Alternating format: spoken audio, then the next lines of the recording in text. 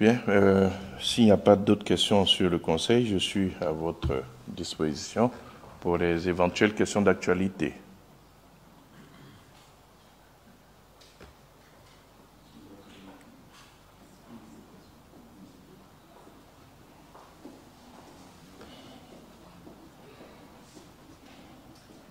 Bonjour Monsieur le Ministre, Christelle.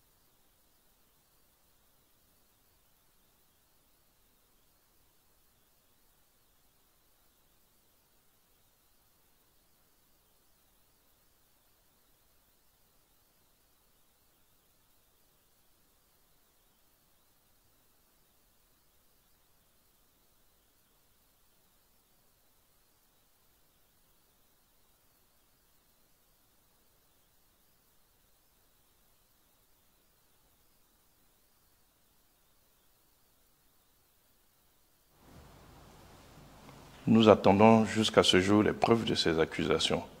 Je suis constant chaque fois que cette question m'est posée. Les agents de la DARA, qui est une direction qui s'occupe donc des réfugiés et apatrides, ont été accusés d'espionnage simplement parce qu'ils faisaient leur travail. Vous savez que notre pays accueille plus de 80 000 réfugiés qui ont fui le Burkina en raison des violences qui existent, notamment donc dans des zones qui sont sous influence des terroristes.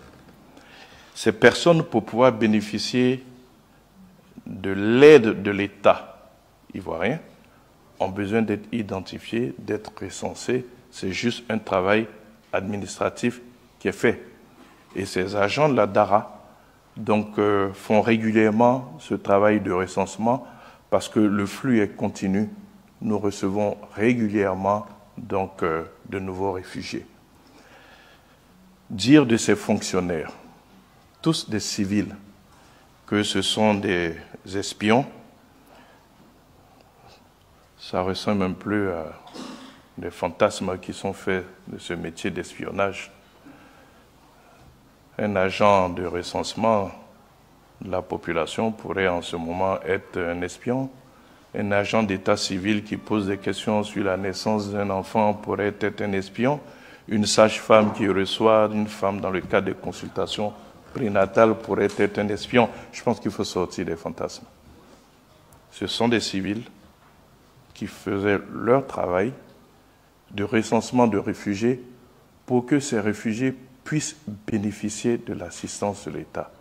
La Côte d'Ivoire aujourd'hui subit une pression, surtout avec le retrait de certains organismes qui s'occupaient donc de ces questions de réfugiés. Nous avons une forte pression aujourd'hui pour des raisons humanitaires, tout simplement.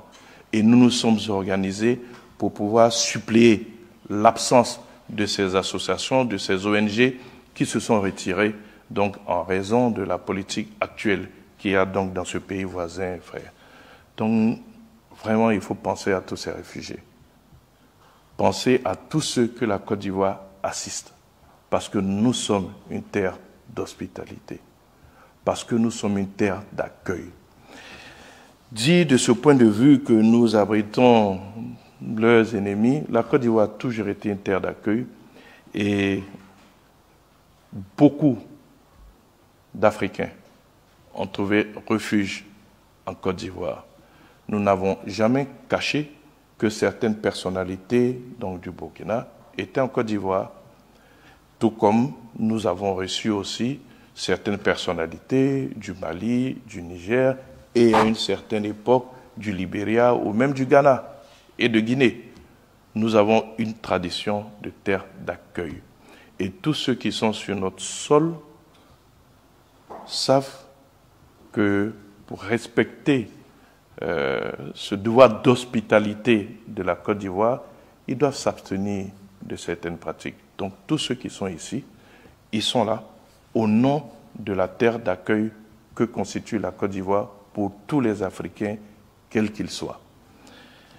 Est-ce que ces relations auront un impact sur nos élections? Non, pas spécialement. On a beaucoup de déclarations, c'est vrai. Mais il faut que l'opinion nationale et internationale sache que nous sommes un pays ouvert, qui a 26% de sa population qui est étrangère. Ça fait environ 7 millions de personnes. Et parmi ces 7 millions de personnes, nous avons plus de 3 millions de Burkinabés. Nous n'avons aucun intérêt à ce que ce pays soit déstabilisé parce que c'est nous qui en paierons le prix fort. Voilà tout ce que je peux dire sur cette sortie donc, du chef de l'État burkinabé.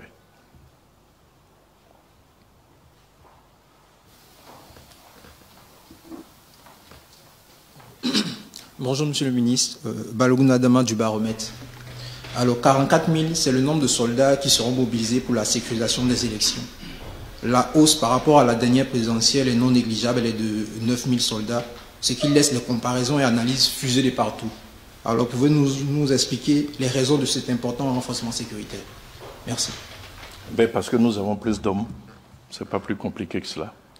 Vous devez savoir qu'en 2011, la Côte d'Ivoire avait un ratio de 1 policier pour plus de 1600 habitants.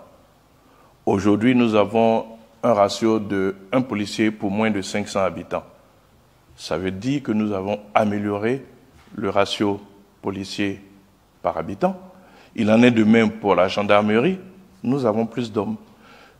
Si nous avions autant d'effectifs pour les élections précédentes, eh bien, certainement, nous aurions déployé autant d'hommes. Donc, c'est lié à l'accroissement de nos forces, ce qui permet un plus grand et un meilleur encadrement donc, de ces élections-là. Je voulais profiter pour faire un petit parallèle. Vous savez, dans les opérations de maintien de l'ordre, très souvent, des dérives arrivent quand les forces de l'ordre sont dépassées. Parce que ces forces de l'ordre restent avant tout des humains. Mais quand vous avez amélioré le ratio, quand vous avez suffisamment de forces de l'ordre, il est très difficile qu'elles soient débordées. Et dans ces conditions, vous n'avez pas de dérive. C'est pour cela que depuis un certain temps, quelles que soient les crises que notre pays traverse, vous n'avez pas de bavure de policiers, vous n'avez pas de dérive des forces de l'ordre dans le maintien de l'ordre qui se fait de façon conventionnelle. Parce que nous avons suffisamment d'hommes et que nos hommes ont été formés. Nous avons aujourd'hui des forces de l'ordre qui sont républicaines, qui sont respectueuses du droit de la vie, qui savent respecter les droits humains. Voilà le travail auquel donc, nous nous sommes attelés. Améliorer le ratio, former les éléments donc, des forces de l'ordre, de sorte que tout va se faire de façon conventionnelle. Donc il ne faut pas imaginer un risque particulier. Ce sont des élections qui seront paisibles, ce sont des élections qui seront bien organisées et nous avons les hommes pour pouvoir le faire puisque nous avons amélioré le ratio policier par habitant.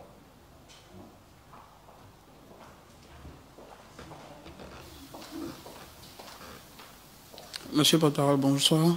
Venant Saka, journaliste pour le quotidien L'Inter. Monsieur le porte-parole, dans moins de 72 heures, l'opposition, notamment le Front commun, envisage d'entamer une marche. Est-ce que le gouvernement a-t-il été saisi quant à cette marche-là et puis quelles sont les mesures qui ont été prises pour son encadrement? Merci. Le porte-parole que je suis n'est pas au courant donc, de cette marche. J'interrogerai le ministère donc, de l'Intérieur, mais je n'ai pas eu d'informations sur une quelconque marche qui serait organisée par l'opposition.